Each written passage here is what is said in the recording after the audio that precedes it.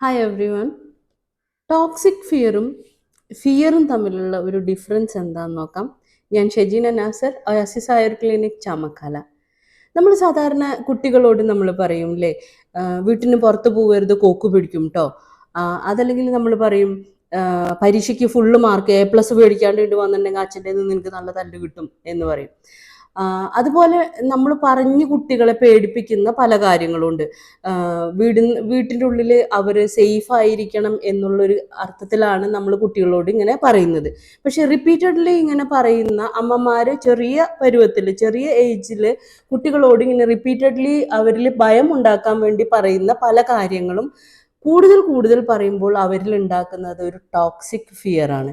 ഈ toxic fear കൊണ്ട് പിന്നീട് അവരുടെ ജീവിതത്തിൽ ഒരു ക്ലിങ്ങി ഫീലിംഗ് അവർക്ക് എപ്പോഴും ഉണ്ടാവും. അവരുടെ ജീവിതത്തിൻ്റെ ഉടനീളം അവർക്ക് പിന്നീട് ആ, ആ, ഒരു പാരൻസ് ആയിട്ടോ അതല്ലെങ്കിൽ ആരാണോ കൂടെയുള്ളത് അവരായിട്ട് ഇങ്ങനെ ഒന്നിച്ച് അവരുണ്ടെങ്കിലേ മുന്നോട്ട് പോകാൻ പറ്റുള്ളൂ എന്നുള്ള ഒരു ഫീലിങ്ങിലേക്ക് കുട്ടികളെ വരുന്നതായിട്ട് നമ്മൾ കാണാറുണ്ട്.